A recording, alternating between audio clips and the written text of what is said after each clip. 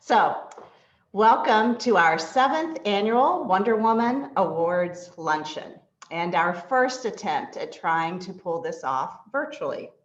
I'm Nikki Bowman-Mills, the founder of New South Media and the publisher and editor-in-chief of West Virginia Living magazine.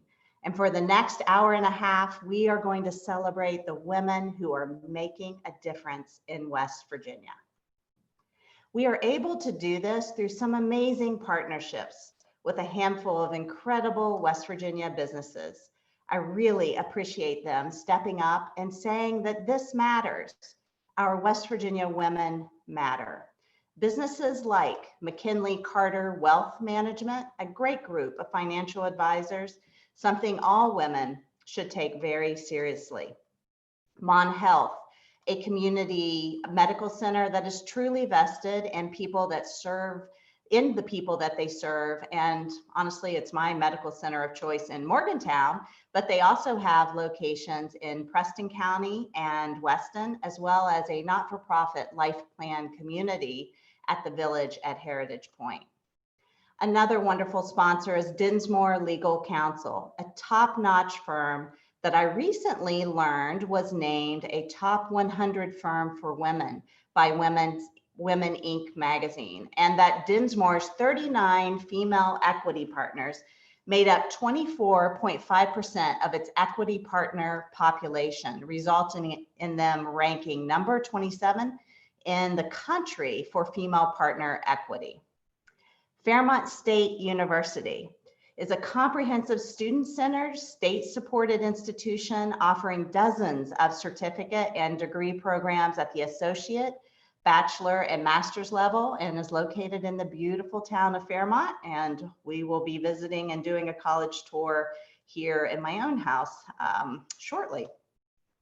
And I also wanted to give a special shout out to Studio Nest, formerly Zetetic, and Motion Masters for their help in putting together the video portions of today's event. So thank you all for your support, and I encourage all of our attendees to support them because they support you.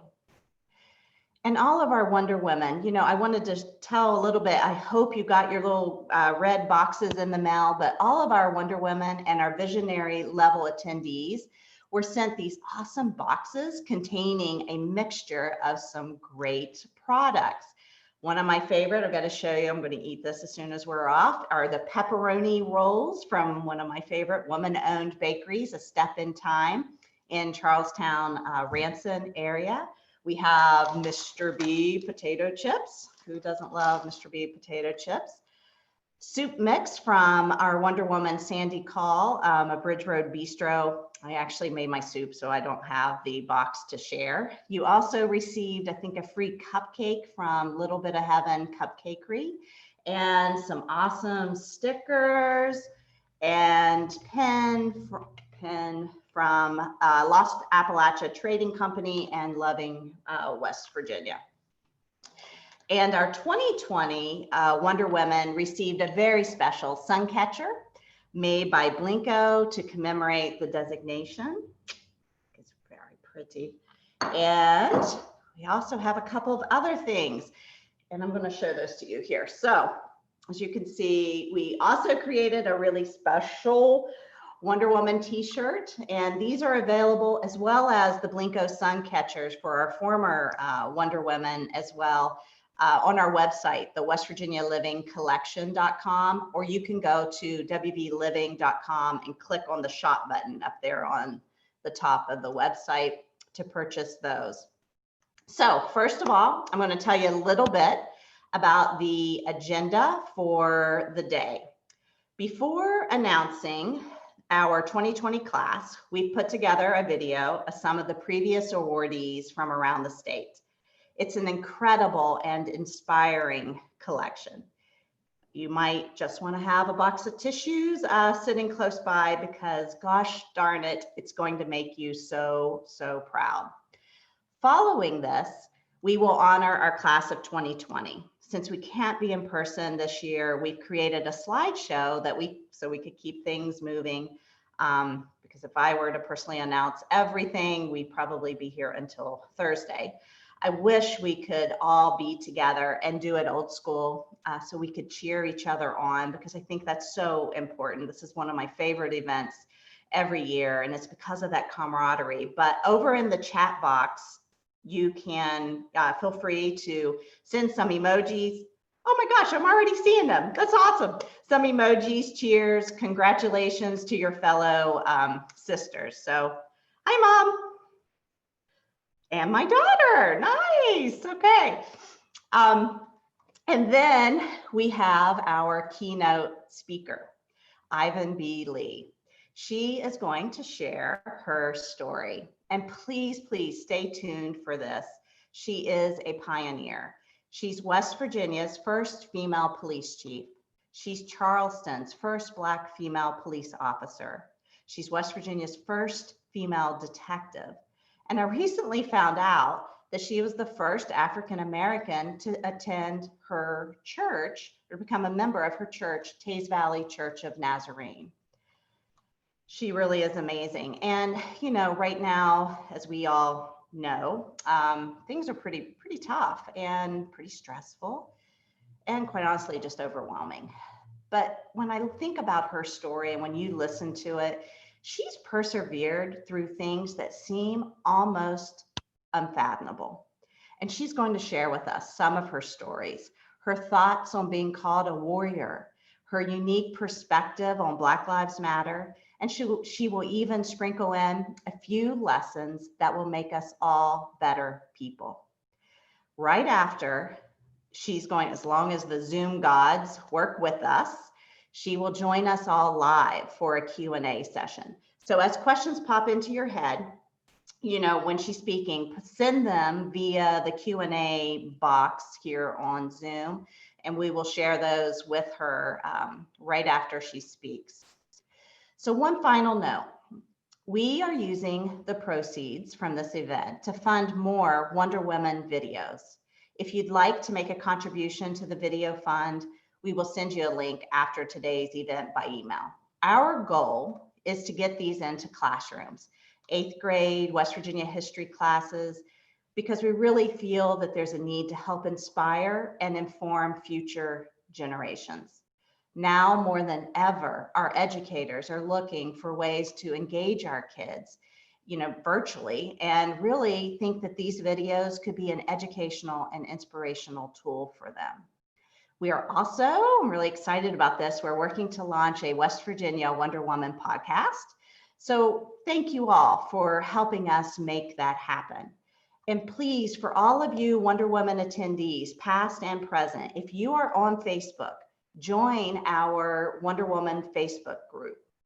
This is probably the easiest way to reach you in the future with updates and notifications about our videos and podcasts, because we really need you to stay in touch. Also, you know, we did a call out for some videos of Wonder Woman, you know, sharing a little bit about their story.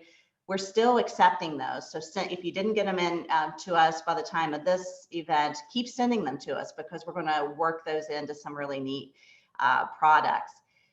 And if your email and contact information has changed, let us know. We want to make sure we can reach you so that you're included and we can update you in, you know, the podcast and this video series that we're working with, because we know West Virginia Wonder Women are constantly in motion doing bigger and better things. So we want to keep updated with what new things you have done.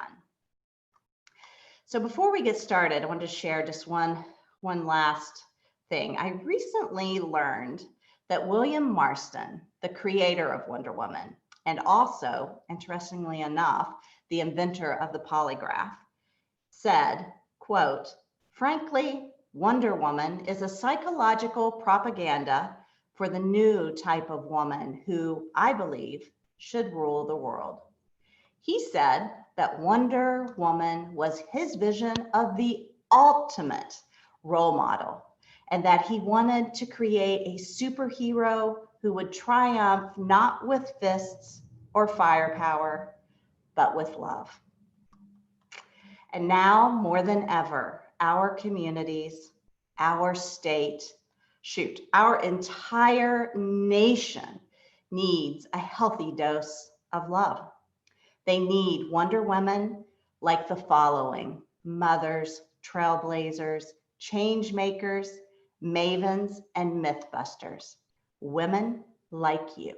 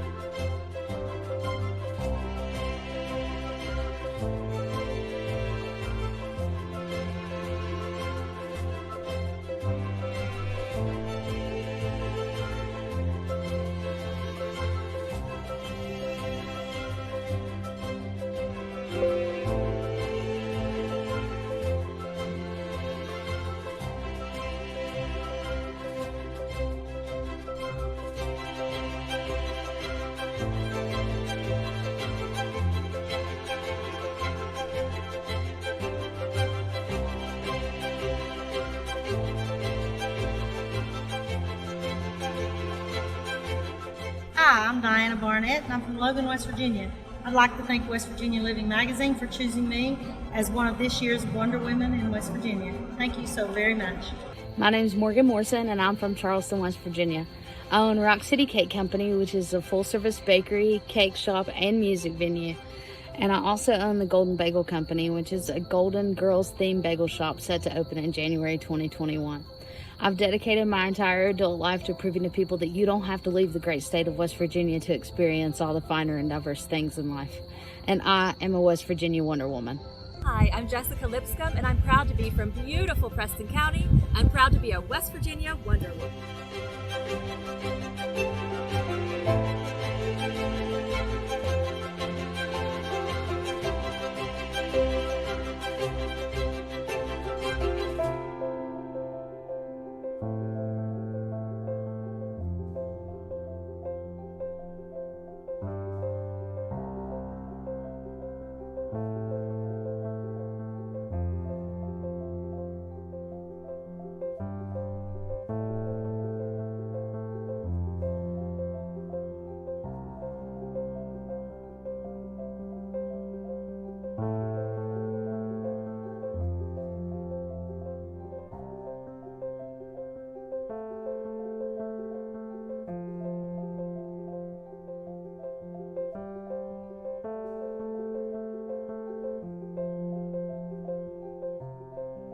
My name is Debbie Hart. I am Director of Equity Programs and Title IX Coordinator at Marshall University, and I am a 2019 recipient of the Wonder Woman Award. I'm Debrina Williams. I work, live, and play in Southern West Virginia. I'm honored this year to be one of the 50 Wonder Women of West Virginia. Special thanks to the West Virginia Living Magazine and their staff. My name is Amy Jo Hutchison, and I live in the Northern Panhandle of West Virginia. I'm a West Virginia woman born and raised. I hope to inspire women across the state to realize that we can turn our pain into power. Our hardships don't have to be excuses, but can be turned into reasons for us to demand a West Virginia that works for everyone. I am a West Virginia Wonder Woman. Hi, I'm Jamie Knoll, and I am a West Virginia Wonder Woman for 2020. I live in Princeton, West Virginia, and I work from the Visit Mercer County CDB. I'm a West Virginia Wonder Woman because God has blessed me with the skills, talent, and drive to promote Mercer County as a tourism destination.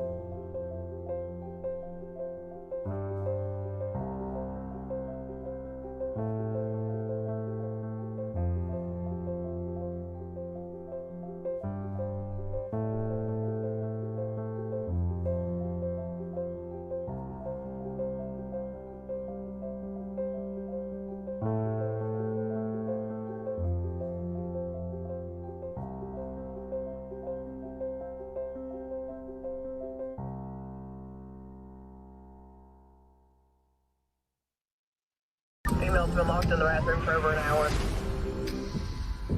And I can't get to her. She's overdosed on something. Patient is unconscious.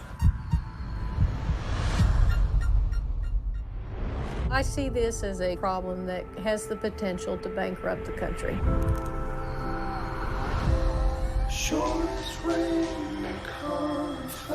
It's sad when you can drive around the city and say, oh, somebody died there, somebody died there. You were doing so good. I lost my job and shit. I couldn't help it. This is the only place I could turn to. I can't tolerate you lying to your probation officer. This is our community. We will not be defined by this problem. Don't shy away from. I want to give you some direction and some structure. I usually come out one night a week and we just give you some food. Our parole officer didn't expect nothing from me. We don't roll that way, do we? No, man. Yeah. Today's a special day. 5 months clean. 5 months clean. And I don't care if I save somebody 50 times. That's 50 chances to get into long-term recovery.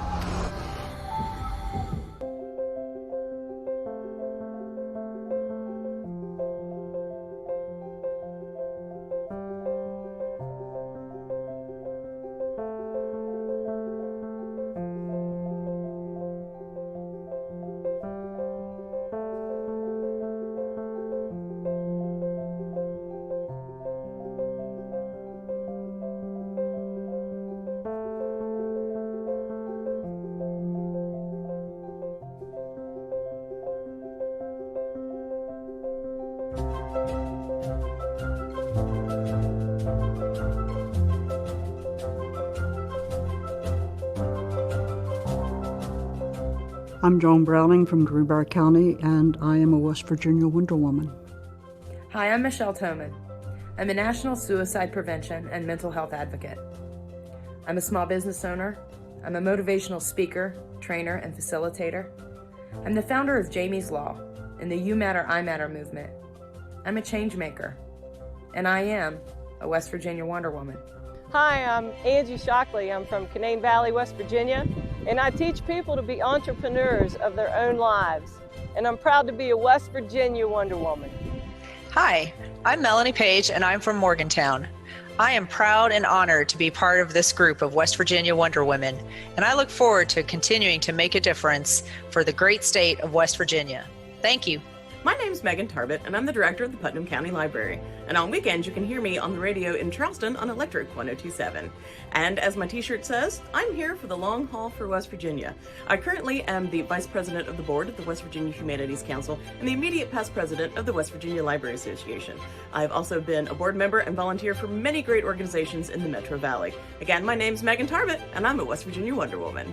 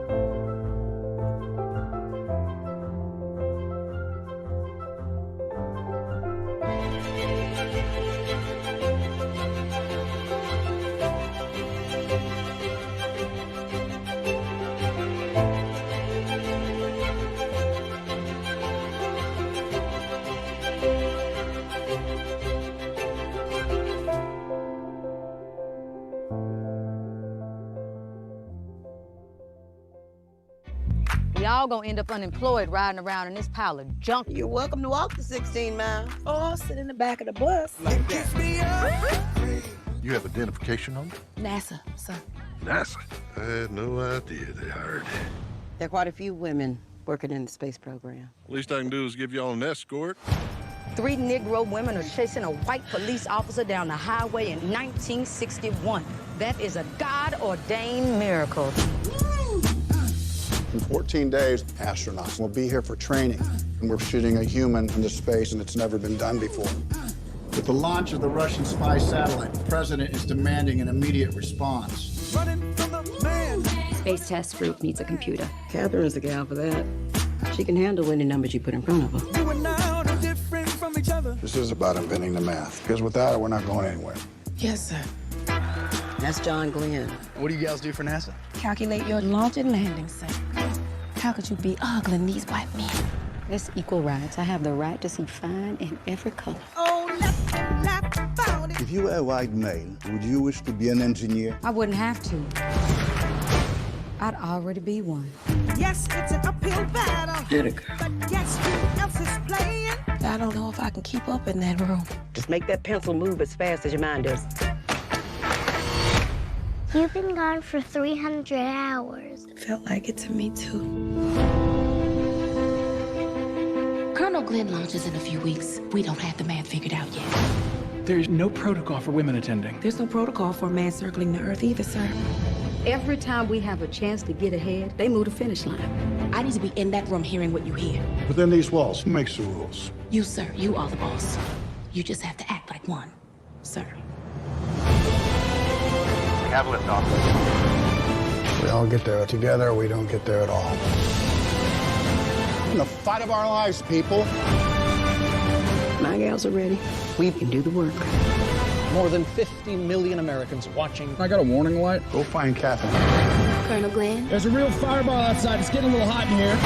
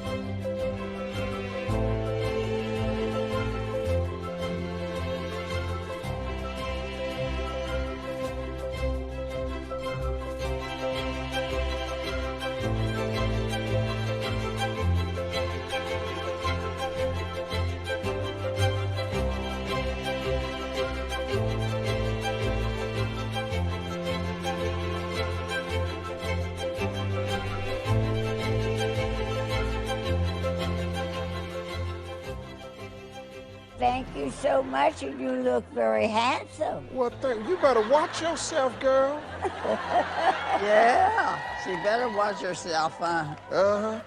She's not got a chance. She doesn't have a chance. Well, ain't she the one got 4 husbands? She had 4 husbands, oh yeah. Yeah. They were all alcoholics.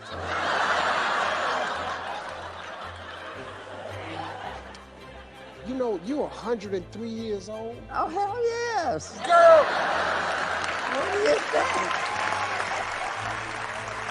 That raccoon coat keeps you How on. about that? Yeah, the girl, that's... Like that? Girl, how much that cost? Oh, I don't know. Ooh, you look at... Girl, you came up in here sharp. Yeah. So, how was your trip to L.A.? Terrible. Terrible?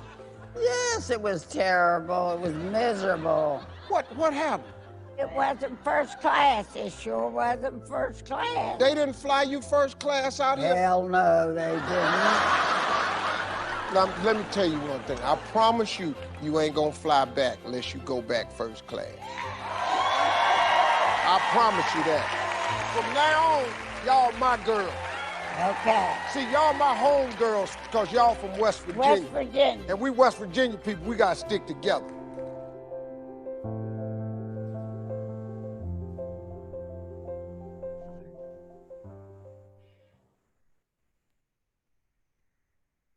Thank you. Doesn't that just make everyone proud to be not only just a West Virginian, but proud to be a woman?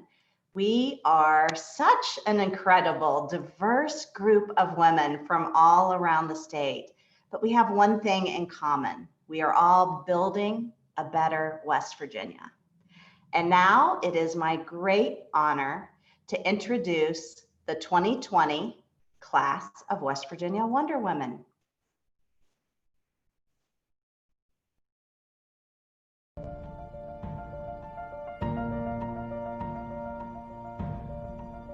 Diana Barnett, Anna Jean Carpenter,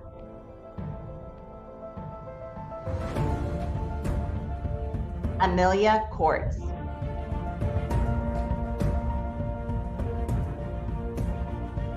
Cynthia Rodina,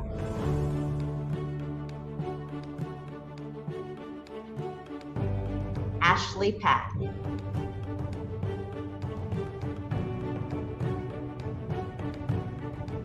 Shelby L. Campbell Monroe,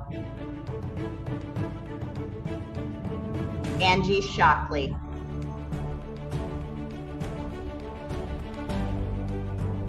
Murda Martin,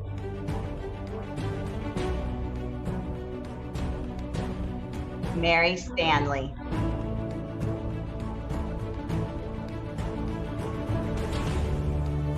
Sarah Williams,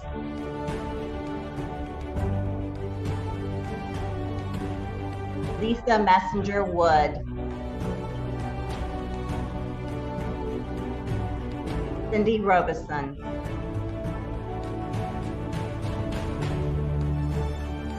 Sabrina Williams, Rhonda McCoy,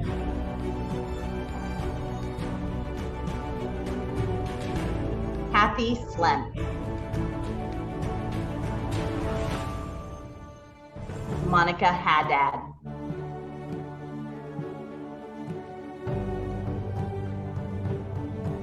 Emma Morton Eggleston,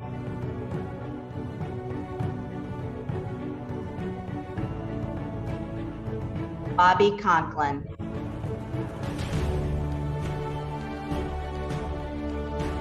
Amanda Easter, Amy Panzarella,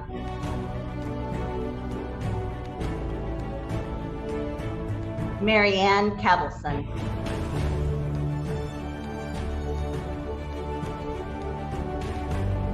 Diana Sol Walco,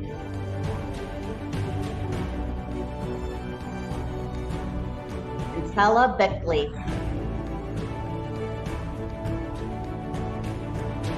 Tammy Jordan.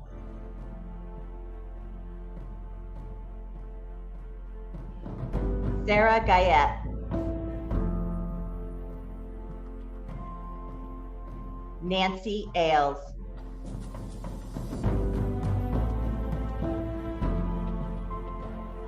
Sharon Cruikshank.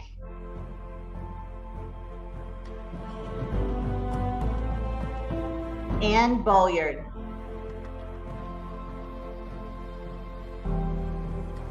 Amy Jo Hutchison. Esther Murray.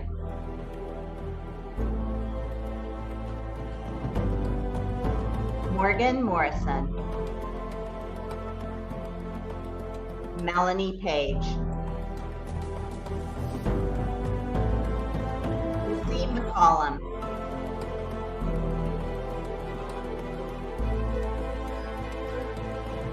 Jamie Knoll.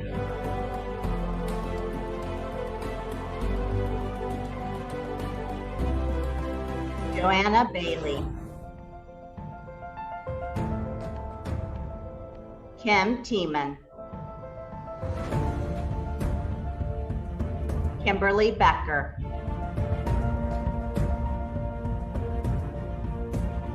Mildred Pfizer.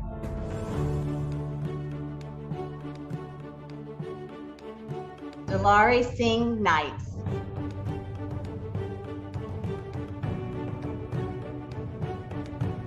Lisa Bell.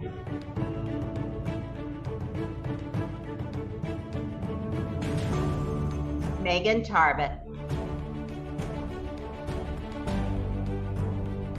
Jennifer Robertson Hallnecker. Marie Red.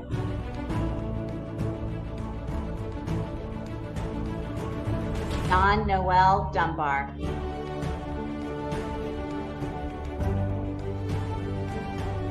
Ariane Graham.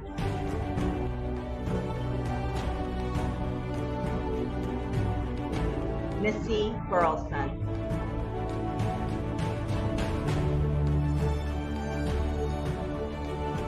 Weijia Zhang.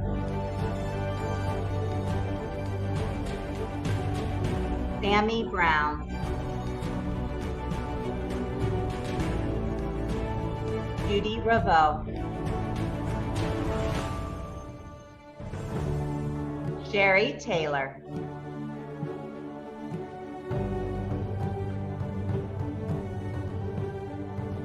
Congratulations and thank you to all West Virginia's Wonder Women.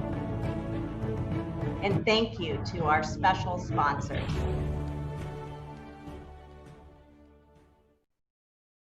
So congratulations again. You make us all so very proud for not just what you've done, but what you will do.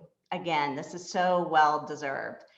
One thing a question I get a lot of is that many of you may not know, how were you even selected? What's the process? But every year we reach out to our past Wonder Women asking for nominations for the future Wonder Women. And so nominations come rolling in all year long.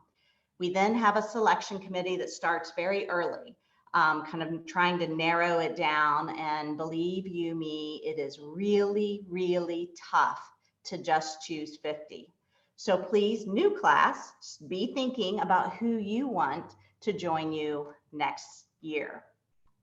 So now we have a very special guest as our keynote speaker.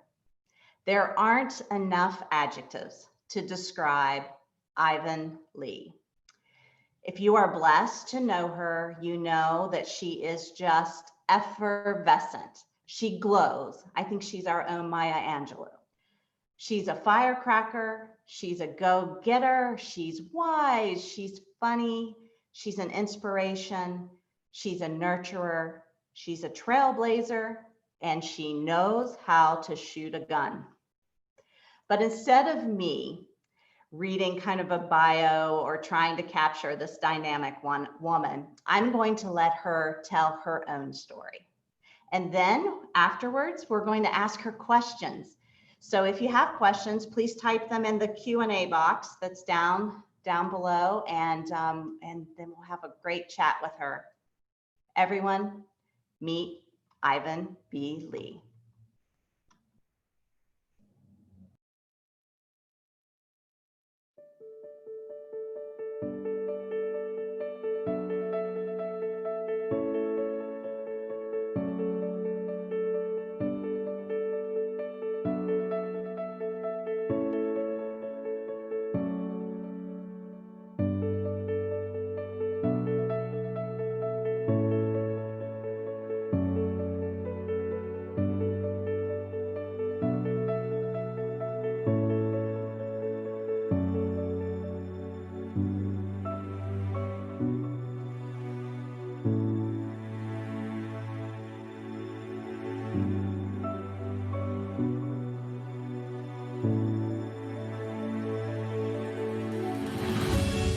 Knowing that I was going to be responsible for their lives, I felt like I needed to do more with mine.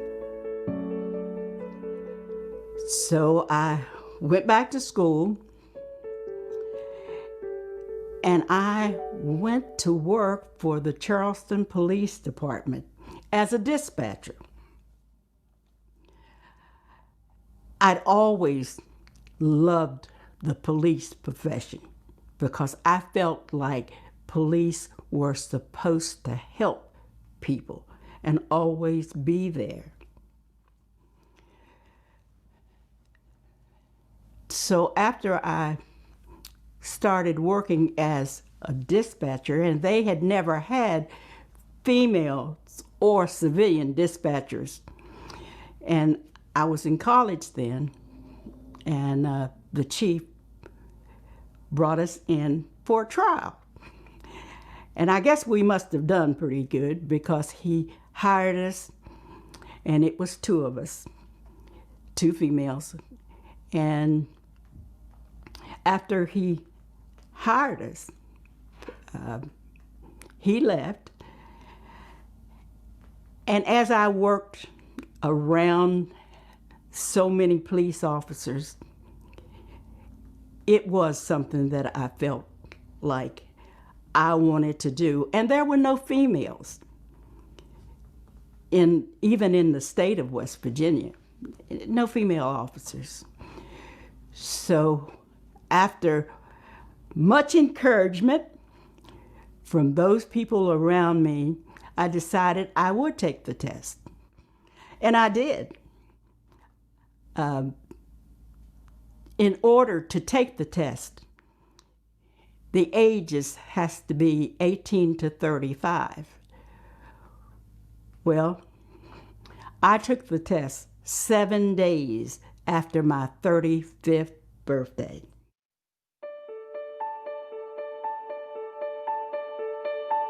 I was the first one to take it, first female to ever take it, first one to flunk it. So I decided, well, I'm not going to do that anymore. It apparently is not for me.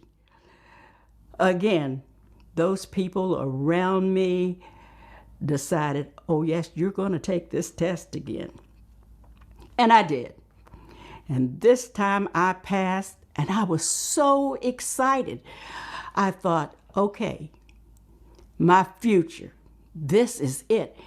And I could just see myself driving this police cruiser, blue lights on, uniform, and I'm ready. Serve and protect. Well, it wasn't that simple. The FOP, Fraternal Order of Police, sued the city of Charleston because I had taken the test.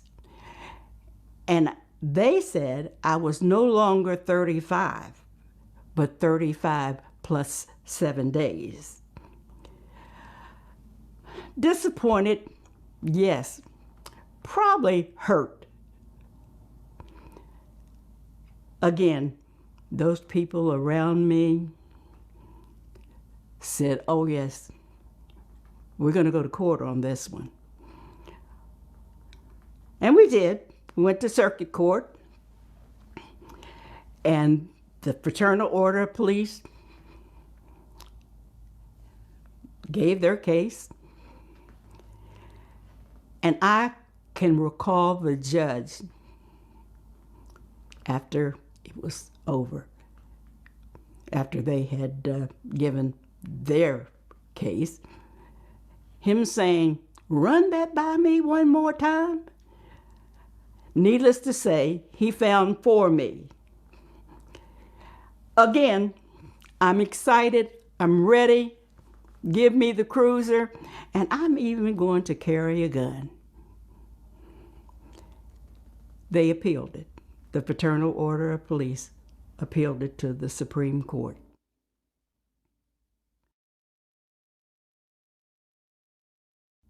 They found for me.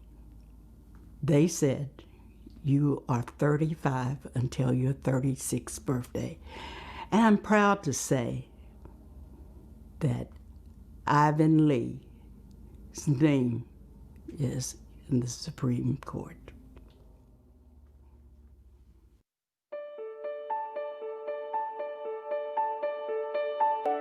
I was the first African American female to serve, and I'm very proud of that. And you know, people call me a warrior, but I think we're all warriors. In life,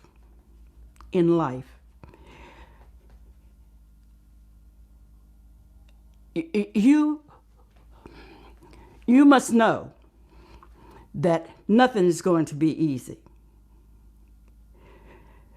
And I believe that life is like going up a ladder. And you go up one step and there may be a splinter, but you have to learn to reach back, pull that splinter out, but you go up another step. Maybe another splinter. Again, you go up that ladder. And for people to believe that I'm a warrior, that's not so. I have a friend that, because I don't always know the true meanings of words, that I go to. And when they came up with the fact that they thought I was a warrior, I went to my friend and I said, "Tell me what a warrior is." Now, my friend is Webster. And what Webster says, a warrior is a person who was involved in a struggle or a battle. No one goes through life without struggle or battle. So it's not that I'm a warrior. I have been very, very fortunate because I have had so many people around me that encouraged me, that pushed me, and yes, many days cried with me. And Maya Angelou says it so well when she says, "We are but pathfinders." So it's not important what Ivin Lee has done. It's important who comes after her, who she's paved the way for. If you ask me who I am, that's who I am. Only wanted to pave the way for other people to come after. Once I was certified as a police officer. Each police officer must attend the West Virginia State Police Academy, which was an experience. because it's military oriented. And most women, or during that particular time, not a lot of women went into the military. So it was quite an experience to be there.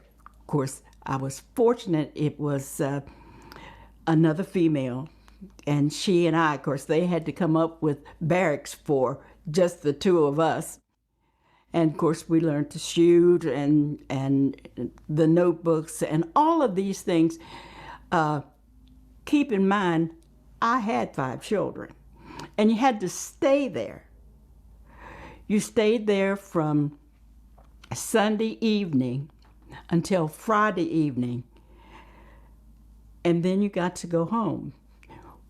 Well, you know, maybe for most men that wasn't a problem, but I had to go home, do my notebook, do the laundry, go to the grocery store, prepare meals for all week, because my husband worked and he was taking care of the children. It was not an easy experience. Being a police officer isn't just protect and serve. There are days when they are tough.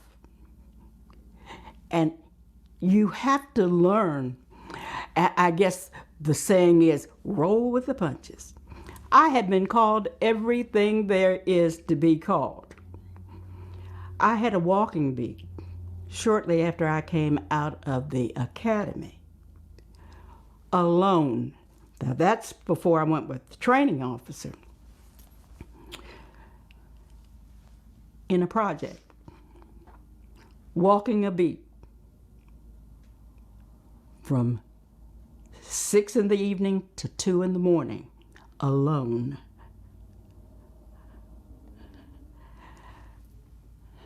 Best assignment I ever had. The first call was, you had some youth that were burning the dumpsters.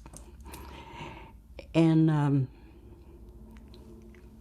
we were running police cars and fire trucks. And I thought, okay. And then the youth would just stand around and they would laugh and they would think that was funny. So again, I'm alone.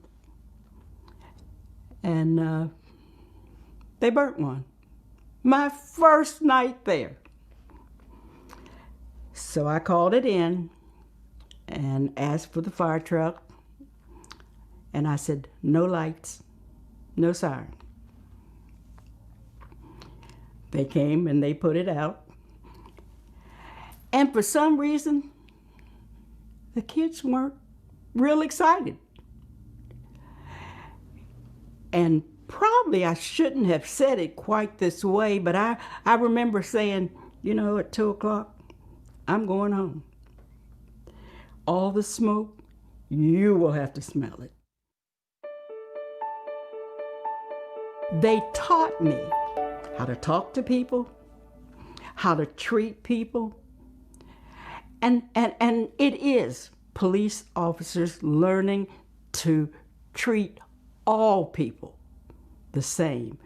When they talk about Black Lives Matter, I think people miss what we're saying, because we're saying our life matters too. It doesn't mean that yours isn't supposed to be important. We're just saying ours is too. Not many people realize how difficult it is to have African American sons, and now it's daughters, because I've had to have the talk with my sons, and I've had to have the talk with my grandsons because I want them to be safe. So we're just saying our lives matter too. And I guess I understand that a lot better because I've been on both sides. And like I said, I've been called everything. And I smile. And I can remember times when I said, well, yeah, I guess I am. However, I go home and you go to jail. That's my only job. And once, see, that too, once that I have put them either in jail or in prison, my job is finished. All I do is testify. They haven't done anything against me. I'm just an instrument. That's all I ever was an instrument.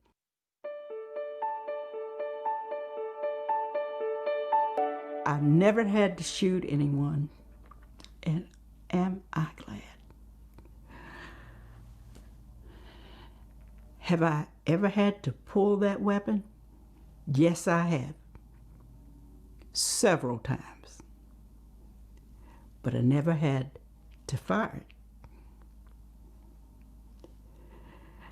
And I've had a few scuffles, but I've never had to fire the weapon.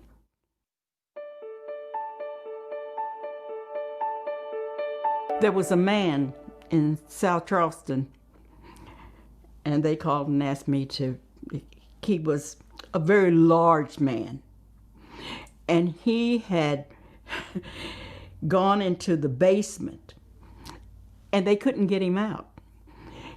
And he was a neighbor, and I knew him, and my chief, who was Dallas Staples at that time, said, go head down and see what you can do. So he lived a couple of houses from me. And so I pulled up in front of my house and I took off my gun belt, and my son was there, and I gave him my gun belt, and I walked up the street. I've never seen so many police officers and fire trucks and in all my life. And it was just a little crawl space. And like I said, he was a large man. And of course I knew him. And they had the fire hoses. And they were just taking the fire hoses and trying to get him to come out because they couldn't get him. So I went down and I said, now it's lunchtime. And I know you're hungry. And I'm hungry, so come on, and where do you want to eat lunch? He came right on out, and I walked him to the wagon.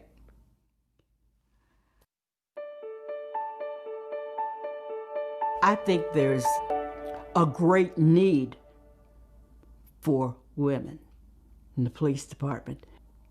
So I'm not saying that I think we ought to have all police women. I'm not saying that at all. I think there's a need for both. But sometimes the department will say, we got one. And I'm thinking, one? What happens when that one is sick or that one is on another shift? So there is a need for more police women. It was not easy for me to be a policewoman and raise 5 children. But you know, it wasn't easy for them. There were young men that, and I have 3 daughters, that didn't want to date my daughters because, oh, your mom's a cop. So that was a problem. And I was strict. I've always felt like, my children may not agree with me, that I was fair. So, you know, I'm sure it was a hard life for them, but they survived. I have one that's, my oldest daughter is a minister in North Carolina. And of course, Carl played for the Vikings for 12 years. And he now works for the city of South Charleston, and, you know, he works with the youth. I have another son that retired from, he was the city manager of the city of South Charleston. And then I have a daughter that's been at Yeager Airport for about 30 years. She went very early, and she's been there. And I have a daughter that works from home. She does data processing. And I have 10 grandchildren and 10 great-grandchildren. Hard at Christmas time, but I survived. I start in January preparing for the next Christmas. I really have to say that I am very proud of the 3 she's and the 2 he's, those Lees. I am very, very proud.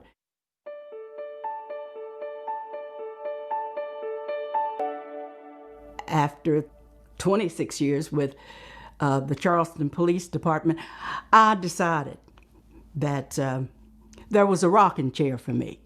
So I was going to go home, sit on my porch, and rock. And I went home, and I was excited. And I got a call from a person that I didn't know. And he asked that I meet him for lunch. That person was the mayor of the city of Dunbar. And I'm thinking, well, I don't know what he wants with me. I met him, and he introduced himself, and he said, you know, I have watched you over the years. And he knew a lot about my past. And I asked him, I said, what is it that you want from me? And he said, I want you to be my chief of police. And my first thought was, oh no, I can't do that. And the more he talked, I said, well, give me a couple of days to go home and think about it. And he said, okay. And I went home, and I called some of my friends and my family, and I said, I don't think I can do this. And each one of them, not one person, said anything other than, you must. So I asked the mayor, I called him, and I asked him, I said, now how long do you have? He said, I have 2 years. I said, I'll stay 2 years. Was probably one of the best assignments I have ever had. An all-white, all-male department, and I wished I could say that they all greeted me with smiles, but that wasn't true. However, even now, the officers that have retired and gone on, they still call me chief. We made a lot of changes, but it was a great group of men. I'm real pleased. The chief now was one that I hired. So apparently I didn't do too bad. But again, I went home looking for that rocking chair. I knew it was there. And I got another call.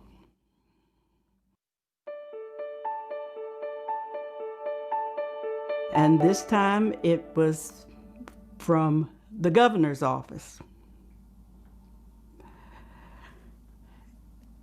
And they had asked me to consider taking the executive director of the West Virginia Human Rights. And I said, well, I'm not sure that I can do that. But again, those people around me, I went, and I must honestly tell you, when I took that job, I knew absolutely nothing about the workings of the human rights. And I called the staff in, and I told them, I can't do this without each one of you. And they worked with me and for me. I ended up working 12 years for the human rights, and I worked for 4 governors. You know, we need young people. We need young people to take some of these jobs because, you know, Ivin Lee is 82 and it's time for her to go home to the rocking chair. But we talk about passing that torch. It's time for us to pass the torch to a younger generation. But if we pass it, it's not lit. Years ago, and I have to tell the story, years ago, they had what they called a box. And we took old pieces of material and we cut it, put it in this box. Different shapes, different colors, everything. And when we got ready to put this quilt together, we took each one of those pieces, different colors, different shapes, and we sewed it together. And it became a beautiful quilt. And the more pieces that you put together, when you put all those pieces together, it was stronger, warmer, and that's life. Putting them all together, all different shapes, all different colors, and it becomes stronger.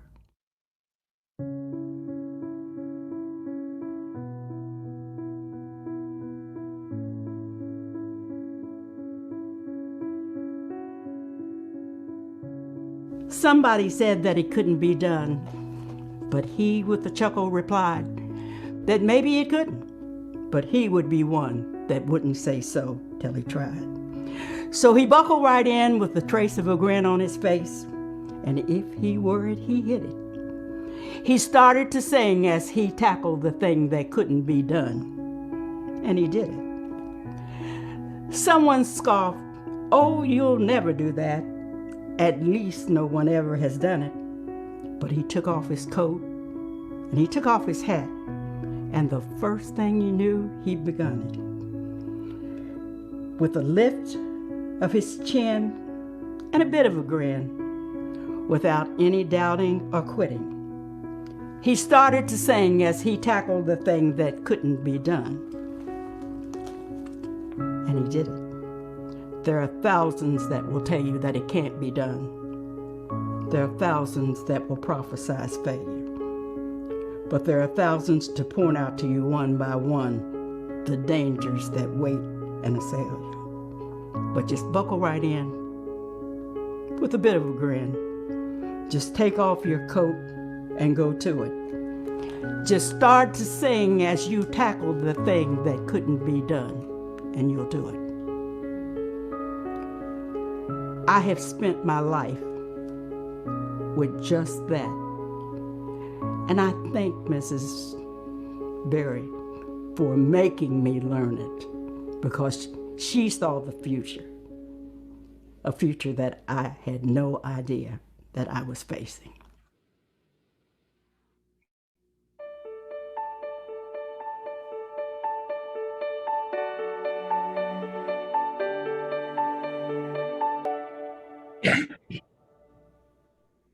Thank you. Thank you, Ivan. I'm pretty sure, can you not feel all of the claps and standing ovation that everybody's doing in their chairs right now? And I am so pleased. Everyone has been so nice and so cordial. People that I didn't know, people that I did know, family members, everybody. Thank you so much. Well, thank you. I don't know if you've seen the comments on the side. I mean, it's, you know, we all just hope we can all be pathfinders and continue to kind of tackle the things that couldn't be done and do them. I'm so grateful for you. And I know I'm sharing that as I'm reading what other people are saying, it is a mutual feeling. And I want to thank, I know Debbie Hart is somewhere around there. Thank you, Miss Debbie. Thank you. And we're going to get to some questions that folks have shared and want to ask you. And I'm going to scroll down through here a little bit and check in. A couple things, you know, you mentioned those people around you. Who were those people around you that were so motivational and to you and all of these big life decisions? Well, one was Debbie Hart. She pushed. And I had a training officer, Denver Mullins, that was fantastic. And he would not allow me to stop. And he was one of the ones that, when I say, well, there are days when I cried, and they cried with me. Dallas Staples, there was just so many people who would not let me stop. Who were your role models growing up? And even as a young woman? I think I had two that was very, very important to me. And one was my mother. My mother had an 8th grade education. And so education was very, very important to her.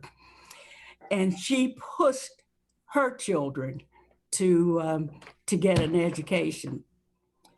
And then I had one lone sister that if things were tough and I would call her at 2 o'clock in the morning, it was like it was 2 o'clock in the afternoon. She listened to me and she pushed me, and she always told me that it'll be okay. It's all right. And so these are people who have pushed me and kept me on the path that many times I didn't want to travel, but they made me travel it. And then my children, very, very important in my life. I live for those 5 Lees. They're very, very important. And they too have encouraged me and pushed me times when I really didn't want to be pushed. And they continue to do that. I don't think do you really have a rocking chair? No. But I was going to buy one. I saw that rocking chair and I was going to buy it and I was going to go home and relax. They didn't let me. Ivan, somebody said 82 is the new 42. I like that. I just wished it was true. So tell us a little bit, how did you balance career and being a mother? Do you have any advice for other mothers trying to make it all work? Well, I was never a buddy. I was a parent. And like I said before, I'm not sure that my children like that, but I did believe in being firm but fair. And regardless to what they might say, that was true in my life with my children. Firm but fair. And I don't think that I don't think it's necessary to be buddies. I think a parent is a parent is a parent. That's right. What, as your children have become parents, how has that experience been for you to watch them in that position? And then you have great grandchildren as well. Well, I think that they are parents. And I sometimes see me in them and their parenting. However, they probably wouldn't agree with that, but it's true. They're fair, but they are firm. And they've all been very, very good parents. So far, so good. I'm still trying to teach them. Always a parent. Always a parent.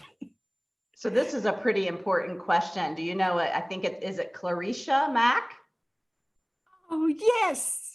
Well, she wants to know, Grandma, what is your biggest regret? Oh, my biggest regret. That I wasn't able to spend as much time with my children, with the type of job I had. 2 o'clock in the morning, I would get a call, I had to go.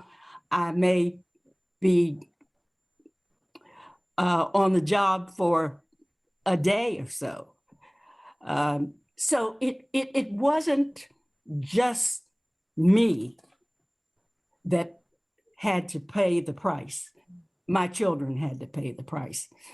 And so if there's any regret, that would probably be the regret, is that I took from them because of a job. But it was an important job. And I think they probably now see it. I'm not sure they did at 15 and 16 when they would want to go somewhere and I wasn't available. And I didn't get to go to all of the plays and of course, Carl's games and those kind of things. I went as much as I could. But if there's any regrets, those would probably be the regrets, is that I took from the kids. We have a question here from Savannah. How did you deal with failing the police test the first time? What made you decide to take it again? Well, again, you know, after I flunked it, and that's just what happened. I wasn't going to take it again, but it was still those people around me that encouraged me. Oh, you must take it again. You can do it. You just have to relax. And I'm not a good test taker. But they encouraged me. But it did hurt. I would have liked to have passed the first one, but it wasn't for me at that particular time. But it came, and it came at a good time in my life. Did you always want to be a police officer? Really, yes. As I matured, not at 15 or 16, but yes, I felt like there was a need for female officers.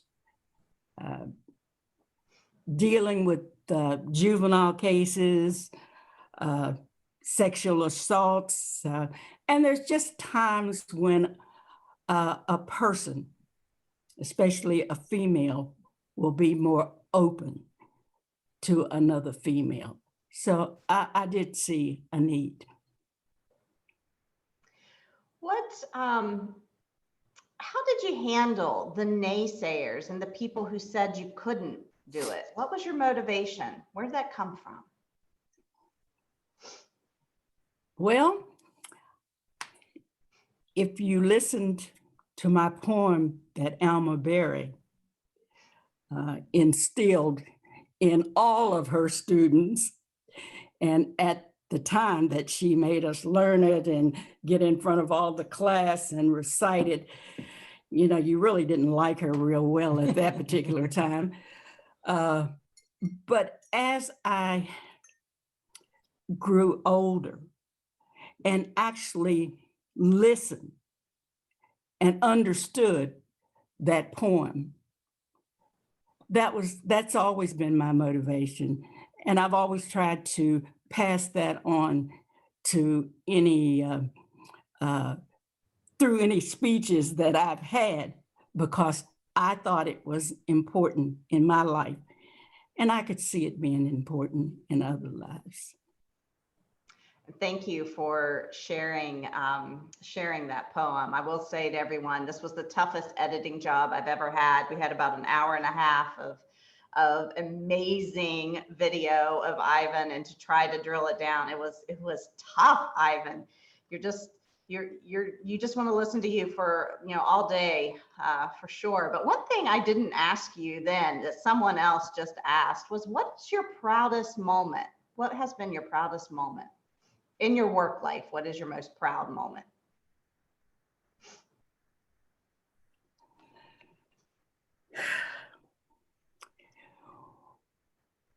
It hasn't been, a month ago that I was in the doctor's office.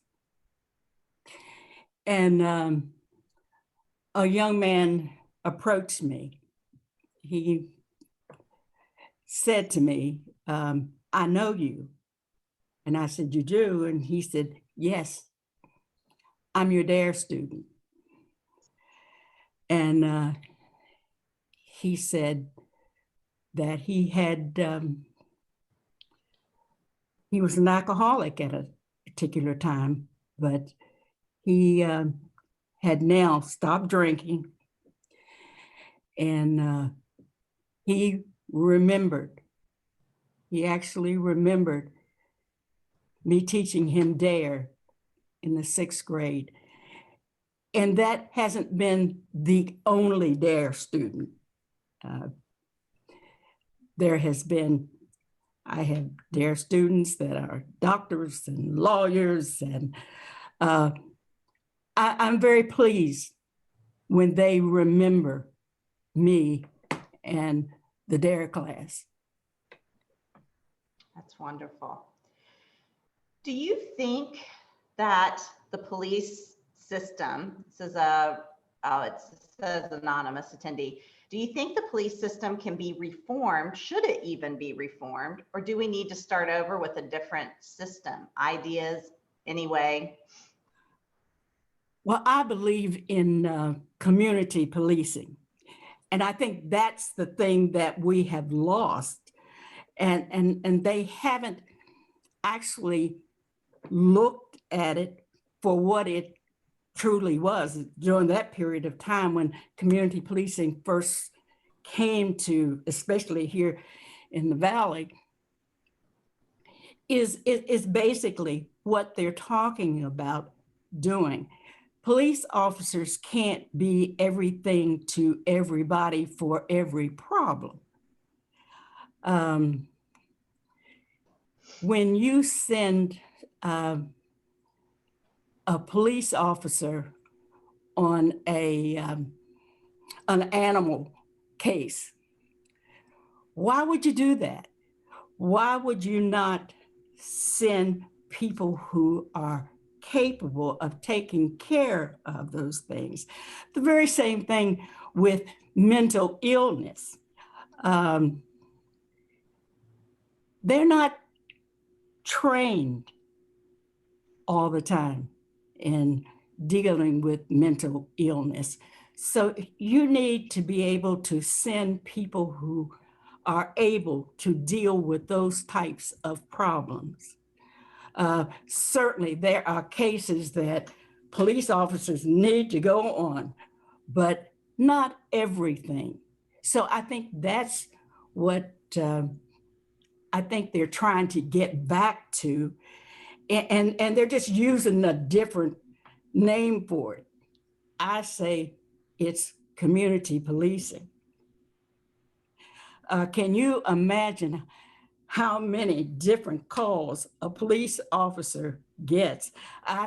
I've gotten a call that there's a bat in a house, and of course you go because you have to.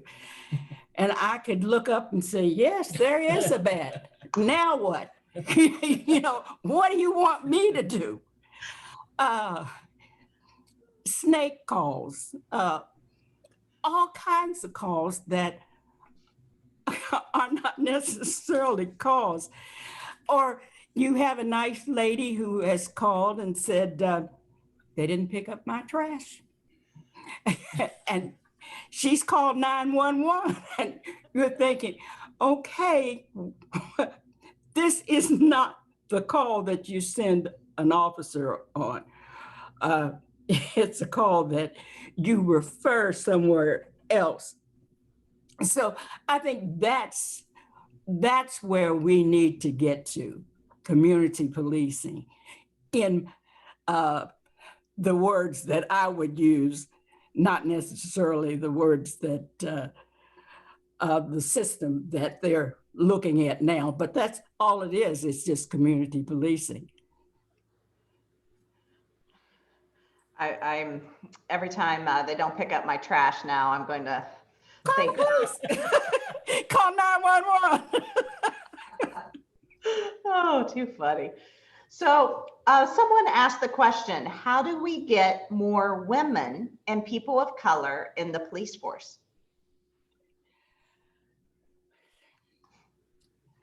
You know, when Dallas Staples was the police chief, we brought on 28 African American males. And it is difficult. But he sent people like me, female, so that females would be able to look and say, hey, there is a place for African American females. He sent African American males that people could like them. And that's what you have to do. You have to recruit. But then the other thing is everybody doesn't test well. And we had people to come in and tell and show people how to test, and made it a little bit easier for them to pass the test. So there's several different things that you could do to bring on women and bring on African American males. It's not that hard, but they need to see people like them out in the community. Yes. Right. You know, this time right now in the country seems very divisive. And do you have any advice on healing and reconciliation, you know, that needs to happen in the country, not just after the election, but with some of the, you know, recent news items? How do we, you know, how do you recommend people deal with hate? If I had the answer, if I had the question, the answer for that, Nikki, you'd be president. Yeah, I'd be president. I think communications is the key. It is difficult even for you to sit down and be totally honest in your feelings. It is the very same thing with me. I certainly could tell you of experiences that I have had in life, but you have to hear it. And you have to listen. And that's what we don't always listen. And I have to kind of throw this out. My mother used to say, I know a man up high. And how can you love? How can I love Debbie and not love you? Because we are all the same, like it or not.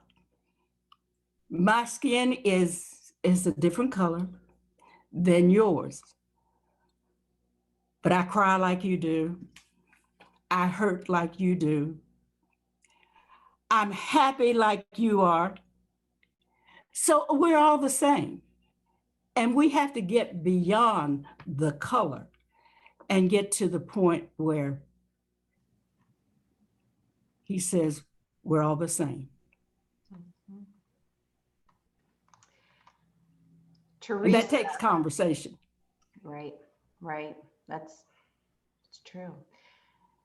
Teresa Shaver asks the question, you seem to be an incredibly young 82. Tell her I like her. You just told her.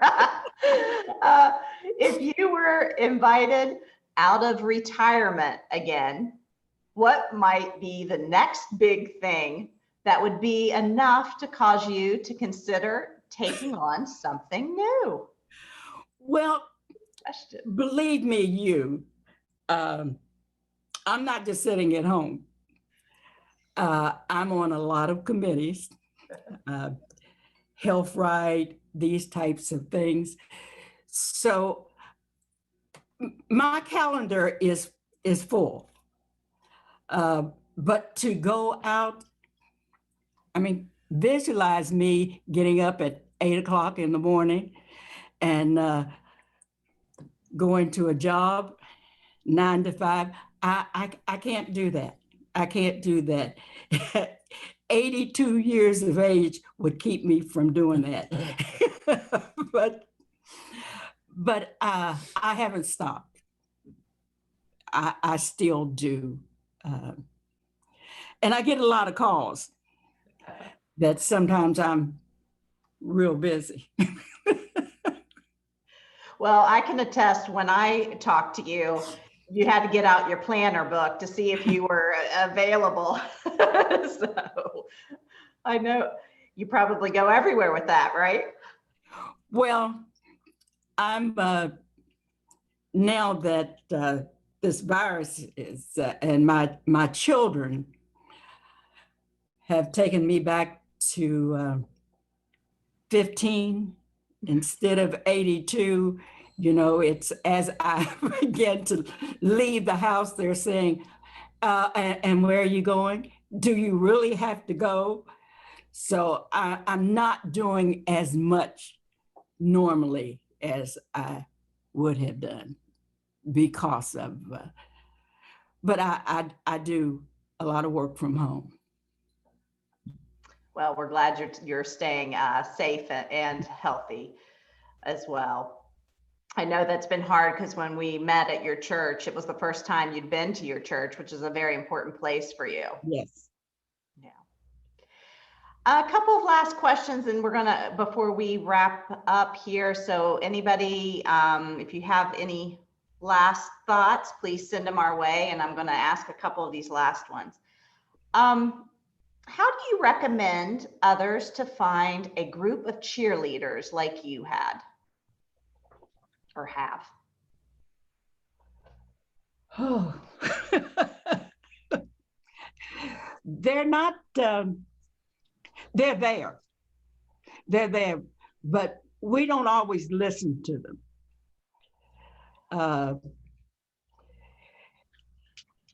Families,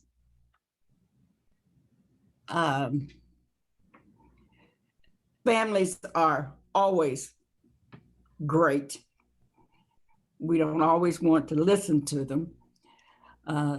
Sometimes we just have to look around. They're there.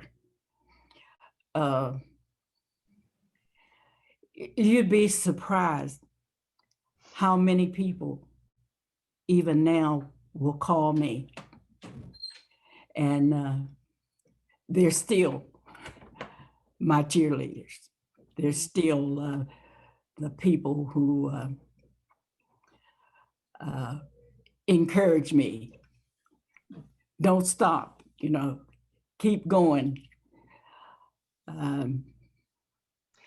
You don't know how many, you know, when I told them about today, and I had not made up my mind.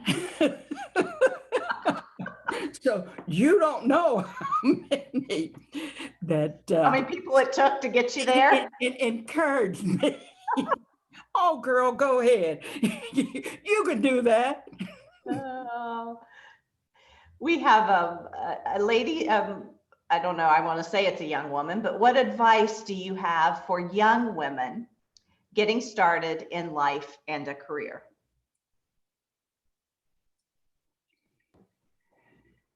Choose what you want to do and go forward. Don't let anybody tell you, oh, don't do that. You can do it this way. Do it your way and go forward. You know, because you, in fact, you may decide to change. But what is the song? I did it my way. I think that would be what I would say to any young person. Do it your way. So last question, Miss Ivin. What does it mean to you to be a West Virginia Wonder Woman? I think it's great. It, you know, as I look at the many fascinating women that are West Virginia Wonder Women. I am proud to have been chosen as one of them because we have some fantastic women that are West Virginia Wonder Women. And I can think of all the ones that will come after us. Again, we are pathfinders, ladies. We are pathfinders. Wonderful. Thank you, Ivan, so very much. And again, I want to take this time to also thanks everyone for participating in this. Thanks to the New South Media Rockstar team. We've got our own collection of Wonder Women here. Heather, Carla, Pam, Holly, Megan, Savannah, Jordan, Haley, Kelly, and Cindy. And we have a few Wonder Men too, Buddy and Bryson, who managed to stay sane in the midst of the estrogen overdrive here in our office. But I'm so grateful for each of you. And thanks everyone for carving out time to spend with us. Keep making us healthier, smarter, more educated, motivated, and inspired. Hopefully next year we will all be together in person. So until then, stay well and wonderful.